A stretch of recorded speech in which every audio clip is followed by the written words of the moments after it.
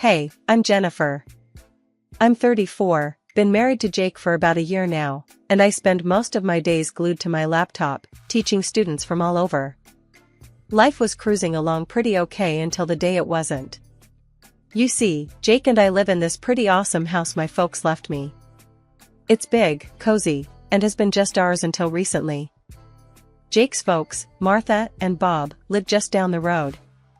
At first, it was kinda nice having them pop by. But then, the nice turned into a nightmare.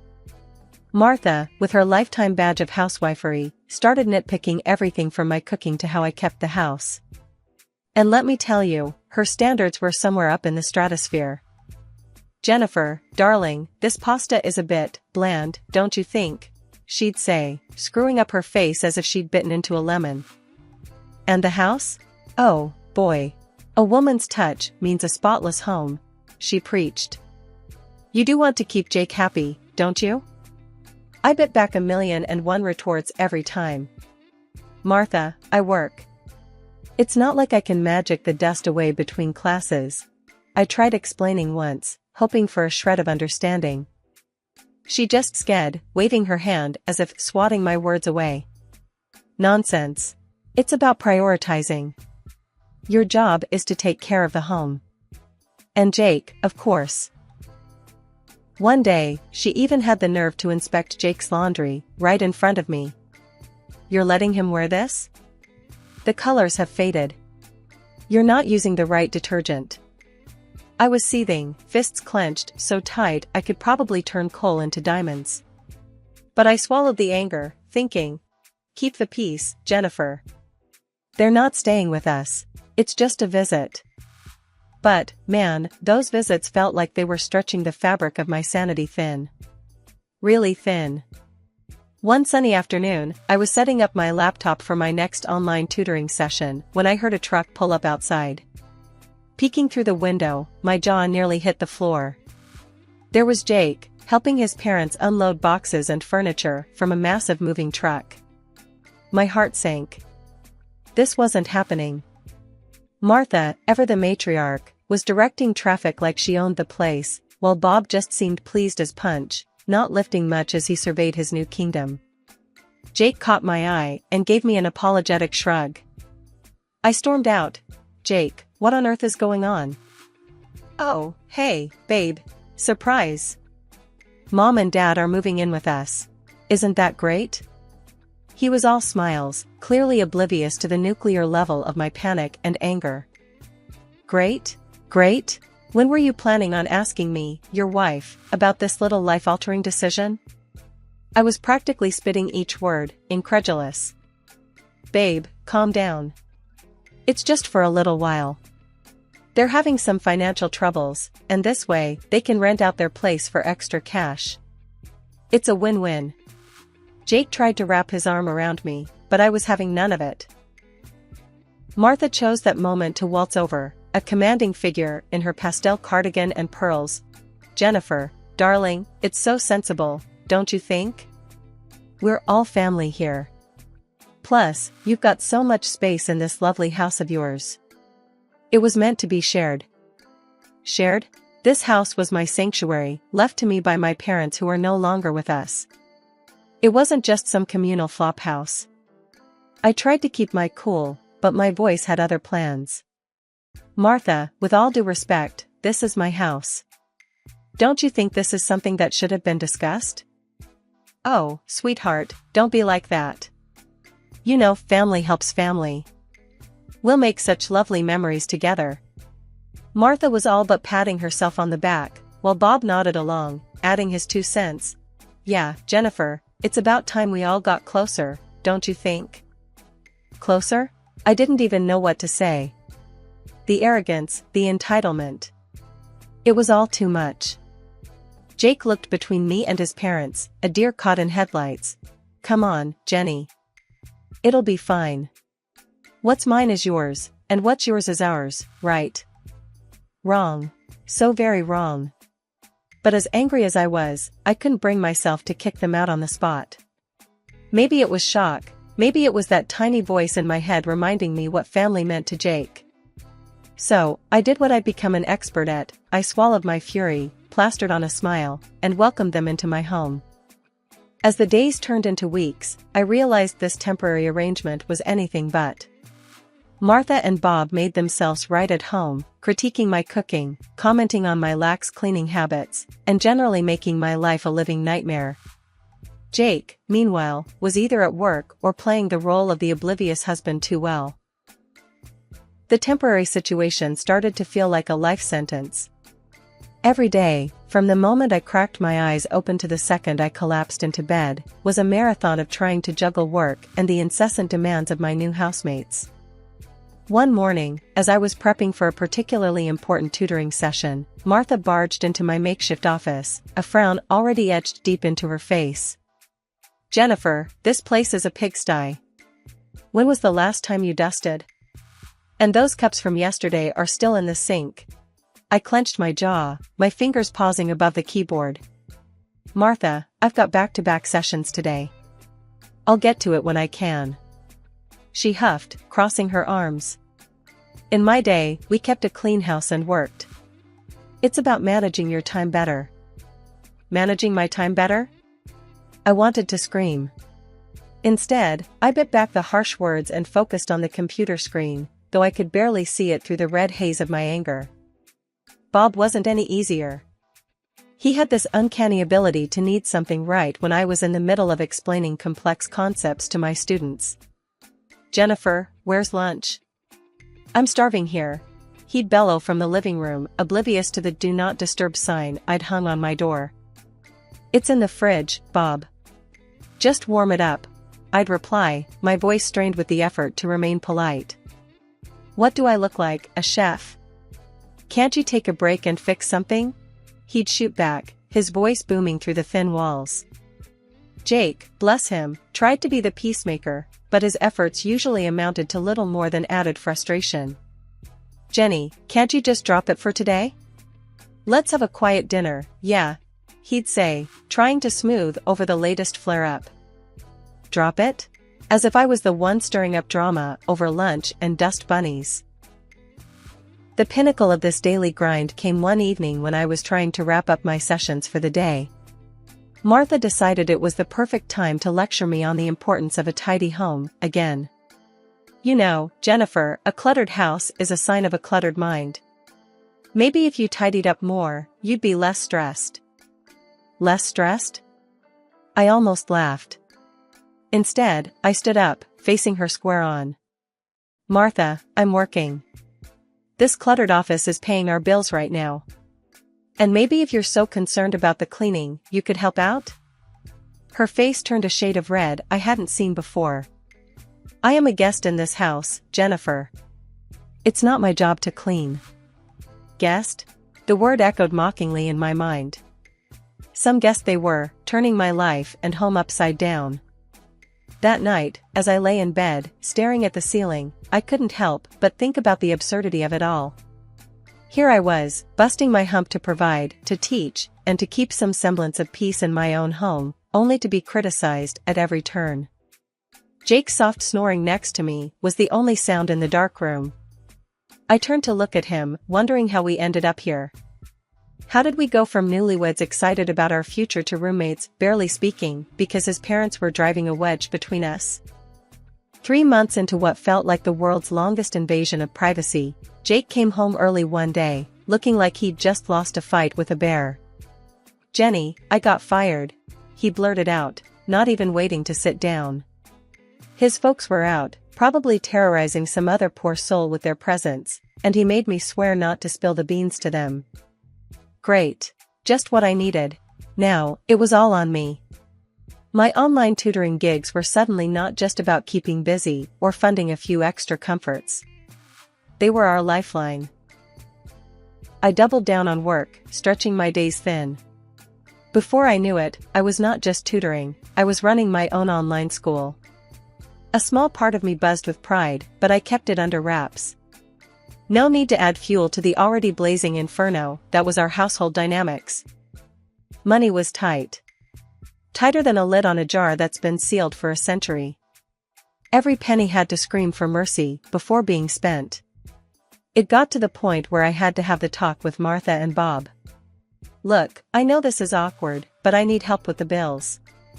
Maybe you could cover half the rent? I asked, trying to keep my voice steady. Their reaction was as if I'd suggested they fly to the moon. What do you mean? Jake's got it covered.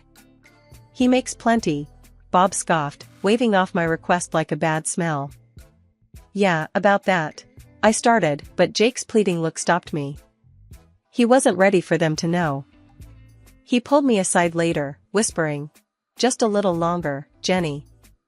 I'll find something soon, I promise." Promises. Right. Meanwhile, I was teaching, cooking, cleaning, and playing referee, all while trying to smile through gritted teeth. And Martha and Bob? They seemed to have turned complaining into an Olympic sport, barging into my office mid-lesson to demand attention, as if I was hosting afternoon tea instead of running a business. "Jennifer, this is unacceptable. You're always locked away in here. When are you going to make time for us?" Martha demanded one day, standing in the doorway with her arms crossed while I was in the middle of explaining algebra to a 15-year-old. "Martha, I'm working. Can this wait?" I hissed, trying to keep my voice down. "No, it can't. We're family, and you're neglecting us," she shot back, oblivious to the irony. Bob wasn't any better. "When's dinner?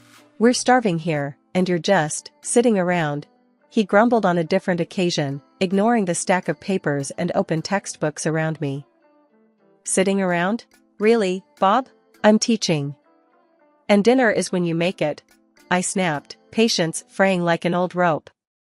Jake was apologetic, always whispering, "Thanks for holding us together, Jenny. It'll get better." But better seemed like a distant land, one we weren't getting any closer to. And as the days turned into weeks, I couldn't help but wonder how much longer I could keep this up. One evening, as we sat down for dinner, Martha whipped out a glossy travel brochure, her eyes gleaming. "Look at this, dear," she said, sliding the booklet across the table to me. "We're thinking of a little getaway. A vacation. What do you think, a scarf or a shell as a souvenir?" Before I could even process the absurdity of her question, she dropped another bomb. "And, darling, if you could spare $2,000 for us, that would be just peachy. Just for some pocket money, you know?" I stared at her, dumbfounded. My fork clattered to my plate, my appetite gone. "Spare $2,000? I echoed, incredulous. "For a vacation?"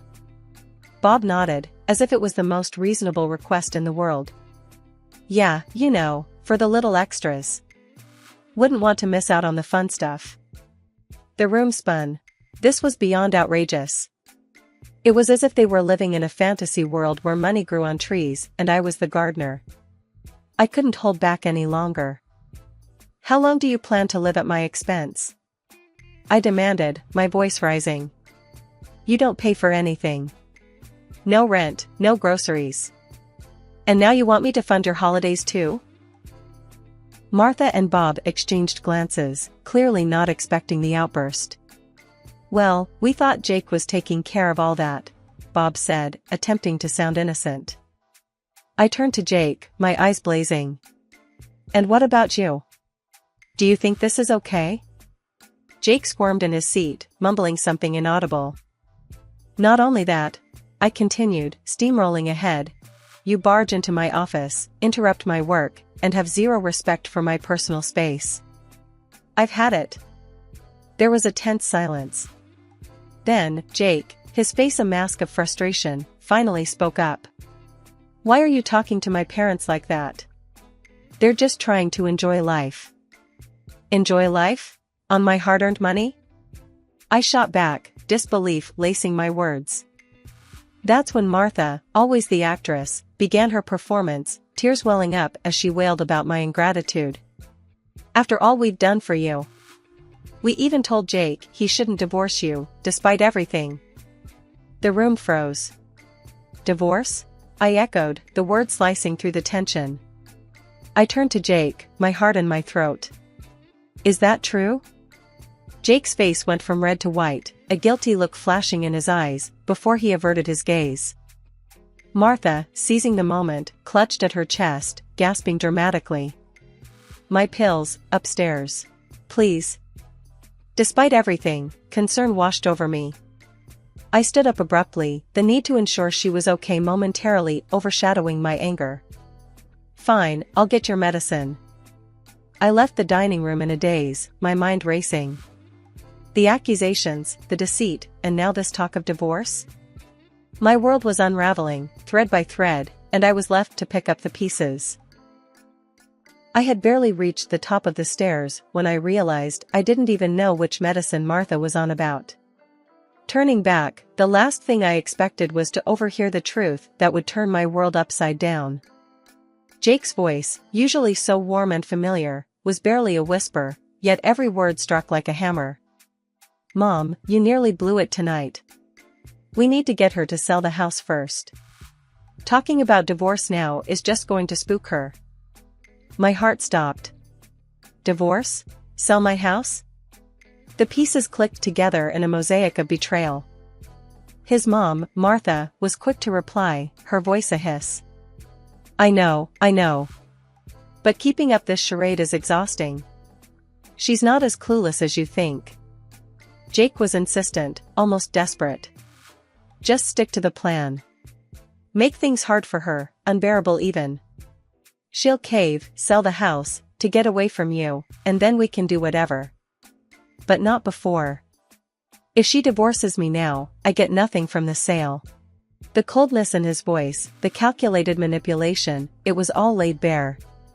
My knees felt weak, my heart shattered. This was their plan? My husband and his parents, plotting against me in my own home? He continued, oblivious to my silent presence. "We'll be set once this is done. Sell the old place too, and we can finally get something better. Just, lay off the big purchases for now. Don't draw attention." I stood there, frozen, a statue of disbelief and hurt. They were supposed to be my family. How could they do this?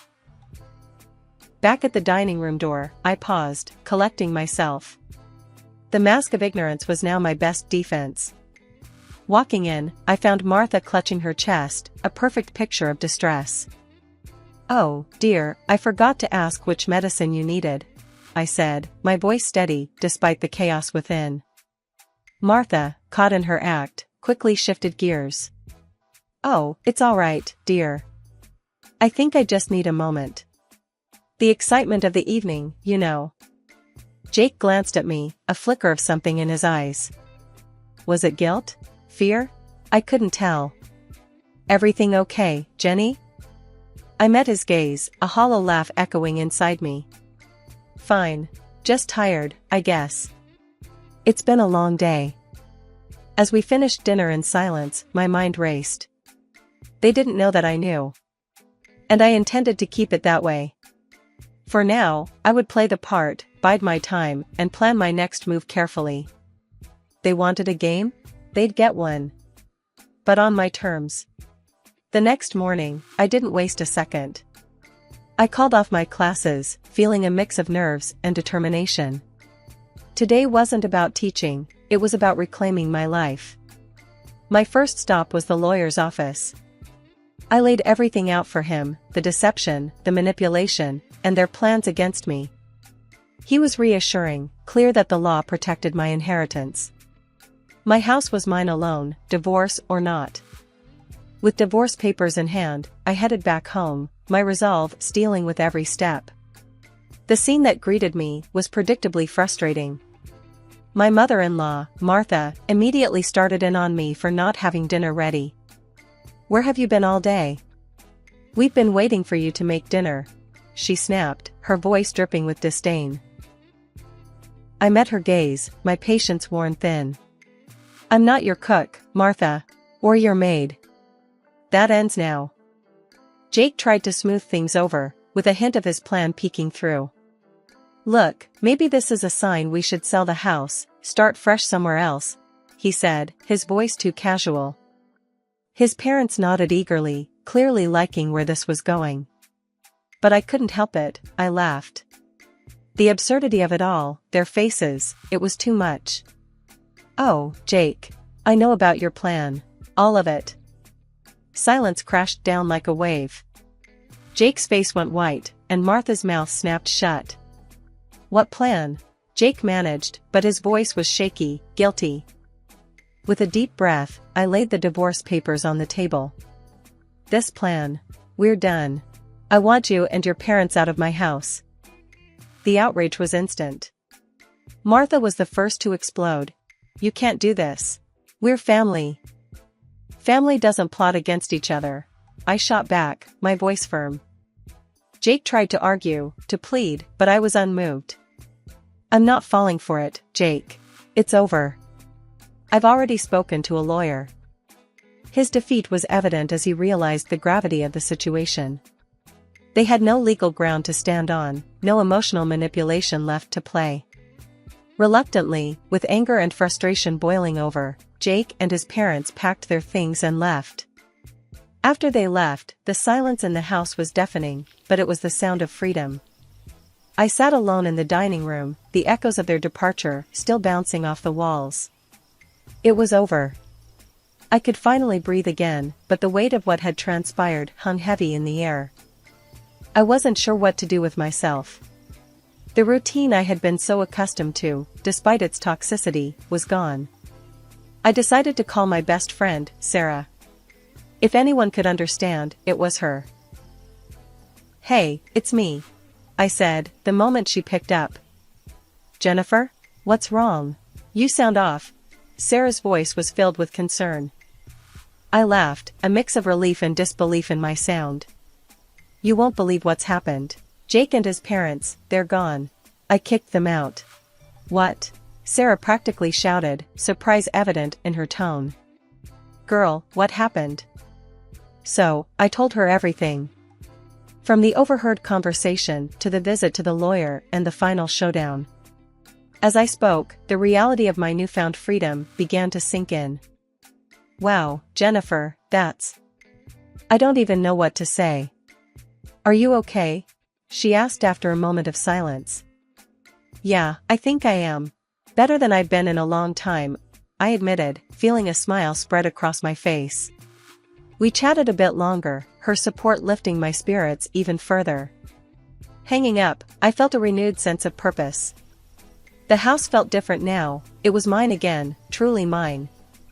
I could do whatever I wanted with it, fill it with new memories, maybe even redecorate. The days that followed were a blur of activity. I started making small changes around the house, clearing out reminders of Jake and his parents. With each box I packed away, I felt lighter, more in control of my destiny. I also threw myself into my online school, pouring every ounce of energy into something that was truly mine. It wasn't just a distraction, it was a lifeline, pulling me out of the murky waters of betrayal and onto solid ground. My students, my lessons, they gave me purpose, a reason to look forward every day. One afternoon, as I was prepping for a webinar that had garnered interest from corners of the globe I'd only dreamed of reaching, my phone rang. The screen flashed Martha's name, a name I hadn't seen or thought about in what felt like a lifetime. Curiosity overcame me, and I answered, bracing myself for whatever came next. Jennifer, dear, it's Martha. We need your help, she stammered, her voice laced with a desperation I'd never heard from her before. I hesitated, memories of their betrayal flashing bright and hot. What's happened?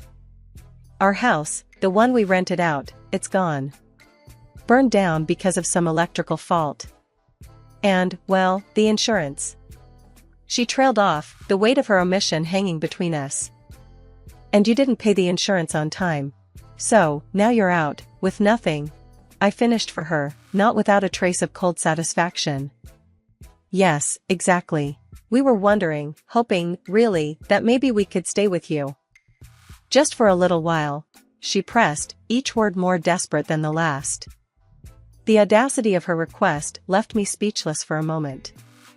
After everything, they still saw me as a safety net, their backup plan.